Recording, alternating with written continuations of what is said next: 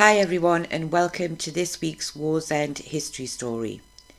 This week I am focusing on the old Borough Theatre, but I will also be including a little bit of information about the Royalty Theatre, also known as the Theatre Royal, which stood on Portugal Place, as it is said to be one of the reasons that the borough was built after it, the Theatre Royal, burnt down in the early 1900s.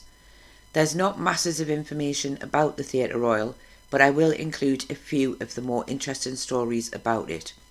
I hope you enjoy the video. Do let me know what you think. Although details are scarce, it would seem that the Theatre Royal was in use from at least 1893. It has been described as being a tin exterior building. However, it is also said that a lot of the inside walls were lined with wood. It seemingly had the nickname of the corned beef tin. As you can see from the map, the theatre was positioned where the word Portugal is written. It wasn't a small place. It seems at times it could take upwards of 1,500 people. That is, if some of the old newspaper reports are to be believed, which I do find hard to believe, as it was simply Inspector Marshall's impression of the building when he entered it one afternoon, so he was simply guessing from the amount of people that he could see at the time. It had many managers over its lifetime, and the most well-known one would have to be Arthur Jefferson, who is better known as being the father of Stan Laurel, one half of Laurel and Hardy.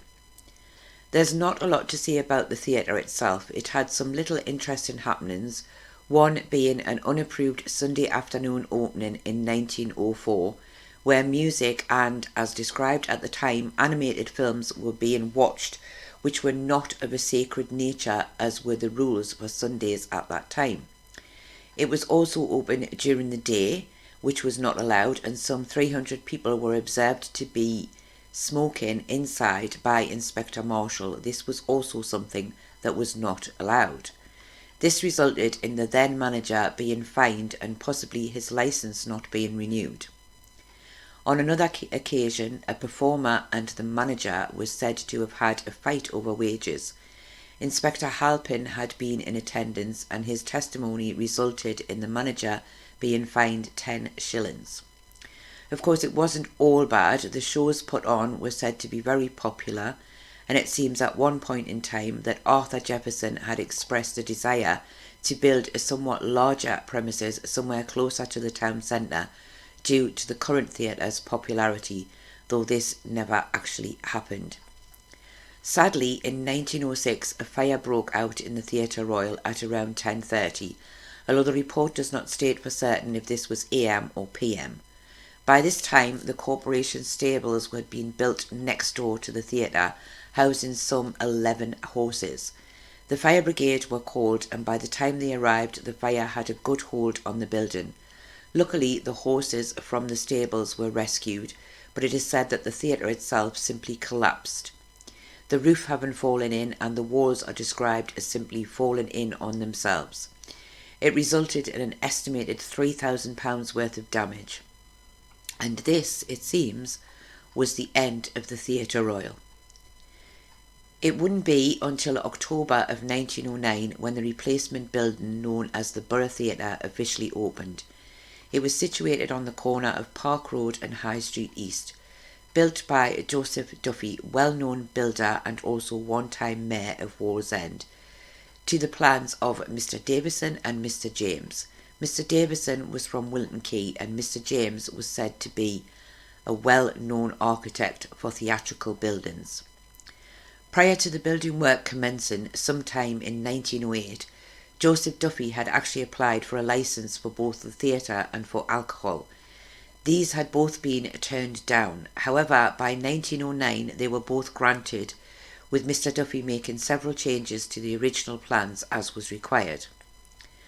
Prior to being opened to the public, the borough was open for inspection by invitation only from Mr. Duffy, and it is said that those invited were influential residents of Wallsend and corporation members. It seems that they all found the building to be of a high standard and were very impressed with it. At the time of opening, a newspaper article described the borough in great detail, some of which I will share with you now. The building was estimated to be able to hold upwards of 1,700 people at any one time. Newspaper articles and other sources do give different numbers, with some saying less than 1,400 and others saying up to 1,900. So I have gone somewhere near the middle with my 1,700. The interior was described as being of handsome in nature, with beautiful designs which had been painted on the plasterwork. On either side, in alcoves above the orchestra, large female figurines have been placed.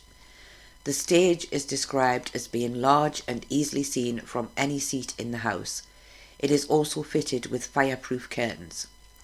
In fact, it is said that the entire building was constructed with fireproof material, and it's hard to know for sure how much of this may have been asbestos. There are several fire exits positioned all round the building, and it was estimated that it would be possible to evacuate the entire building in around 2 to 3 minutes. However, I would have not liked to have seen this put into practice, as I would think it would have taken slightly longer than that had the building been full to capacity. The orchestra stalls and circle are fitted with the latest, as they were in 1909, tip-up plush chairs, and carpets were also fitted. There are 3 bars, known at the time as saloons, in the pit, the circle and the gallery. There are also 12 dressing rooms for the artists, all said to have hot and cold running water and some even with baths. And there are also offices for the staff. The building is lighted with electricity, which was quite a novel thing still in 1909. Heating is said to be from a large sun burner in the roof. The building itself is some 50 feet in height, so heating would no doubt be quite a hard job. It is hoped that there will be 2 performances per night, once opened, of the vaudeville nature, although it was also said that it could be used for other purposes too. The total cost of the building was said to be in the region of £10,000. The borough seemed to start out very well, with some of the acts in the first few months being the Waldrons, Ina Corelli, Jack Ray, the Melroses, Watson, Naylor and Nash, and the amusingly named Briff, Braff and Broff. These were all no doubt well-known performers in the early 1900s. Sadly, Joseph Duffy, whose dream it was to build and run the Borough Theatre, died in July of 1910, so he didn't really get to see much of his theatre in action. He was also mayor of Wallsend at the time of his death, and I believe he is the only mayor to have died during his term in office. He is buried in Churchback Cemetery in Wallsend. The theatre continued as a live performance venue for several years, but slowly it began to become less popular, and it was taken over by the Gaumont British Picture Corporation in around 1928, when it became a picture house, and it then continued to operate as this for over 30 years. The name of the building was changed to the Gaumont in the 1940s. However, most people still referred to it as the Borough, but some did get used to and use its new name. Picture houses in smaller towns began to decline in the late 1950s, early 1960s, and the borough closed in around February of 1960. It later opened as a bingo hall. The date for this is possibly 1962, but some articles suggest it may have been sooner.